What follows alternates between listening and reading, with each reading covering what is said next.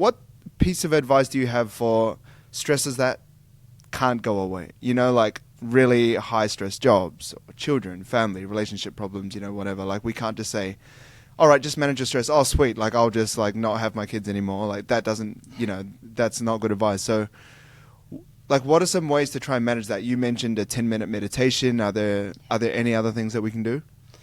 Yeah, and I'm actually going to tie it into the sleep you just mentioned, because it's the same thing with that, right? Like, I mean, even if we've got to do life. So it's about taking the science and how do we adapt it to life. And, you know, I'm not going to be the 19-year-old influencer telling you, guys, we all have to be in bed. And then we have like a 3-hour morning routine. And then like we have life, you know. I think even the other week I got up at like 5 in the morning because I was like, you know, maybe this is the thing now. I'm going to have to get up at 5 in the morning to get my work done. And both kids were like 10 past 5. Hi, mummy. Seriously? Yeah. I've done that too many times. I've like given up on that. I've had to. It's just... Exactly. So we have to be realistic. So with that then, so we'll start with sleep. So I'd say to you, with the sleep element, it, as you said, it will actually improve your stress ability. So it increases what we call the stress threshold. I can't even get words out. Stress threshold.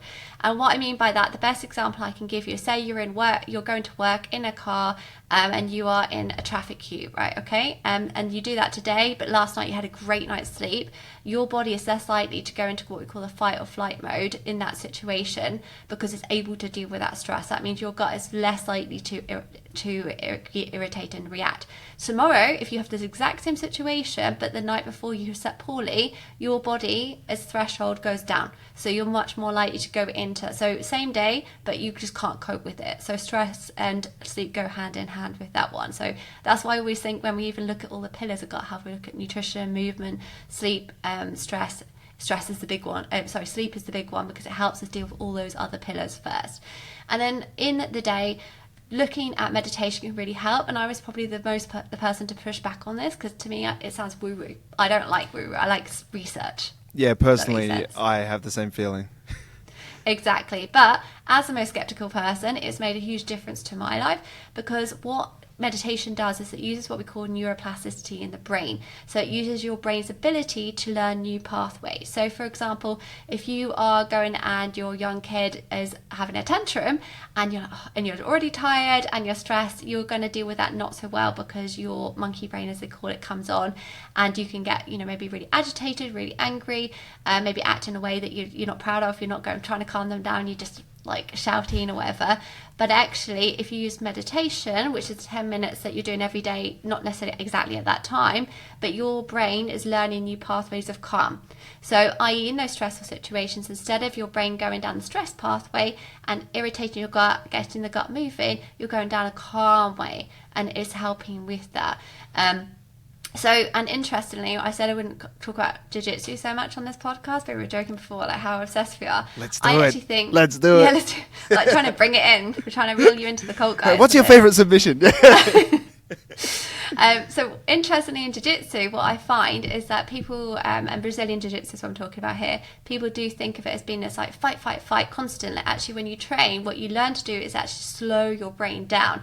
And it's particularly really good for those people who find meditation where you're being asked to sit down for 10 minutes in silence and focus on yourself. A lot of people find that very difficult, but sometimes there's other ways, I guess, to be mindful. Jiu-jitsu is one of them, where it actually trains your focus. So yes, in that time you're getting the exercise, or in the meditation you're getting that calm, but it actually teaches this neuroplasticity so that you can then take it into other parts of your day. And a lot of people say to me, 10 minutes a day, oh, this is another thing on my to-do list, or the exercise, the jiu-jitsu, but it gives you time back, because if you're stressed, if you're tired, that will reduce your quality of work, it will increase the mistakes you make, it will increase your number of sick days, etc. To the point where they make jokes about it, about millennials in like Silicon Valley and places like this, where historically those people working there in America would work like 100-hour weeks. They're now bringing in like yoga sessions and meditation, and it's not through the goodness of their heart the employer is doing this, it's because they make more money. And the research is there because their workers, they work harder and they work better. And then the other thing you can also do, if you have the ability to do it, especially if you're self-employed, or you have the ability to to change your hours is you can actually look to see what you work as best in terms of if you're a later person or an earlier person. So around 40% of the population will naturally be an early person and 40% will naturally be a later. And if that's you, then that can help just manage your stress as well, because your brain will be more awake. So for me, for instance, my dream job would be starting at 6 a.m. because I am up at the crack of dawn. I'm just a morning person. But if you want to meet or do something at 9 p.m. or 8 p.m, no, it's not happening. You'll be yawning through it. Yeah. Exactly, wouldn't be great. Whereas some people are naturally later people. So again, a small adjustment doesn't mean you're working any less hours, doesn't mean your actual day changes technically, but it means that your body is more able to deal with that stress. Yeah, I've definitely found that thing on the mats where I've found that it's made me a more calm person, or more kind of like knowing when to be calm and when not to be calm. Like obviously, you know, when you're rolling, if you're spazzing 24/7, you just get tired and then you just get beaten. So you kind of learn when to control that energy. I haven't really thought about how that affects me in my life, but my wife does always say like nothing annoys you. And I think it's just because for me, nothing's really that big of a deal. Like, and especially when you do jiu-jitsu, when you have someone literally like trying to break your arm or choke you, like that's a problem. You know what I mean? But if someone just, you know, says that, you know, for training 17 years, my body looks average and I could achieve it in 6 months, I'm like, you know, I'm not losing my mind over that, you know, like that's not a very big deal.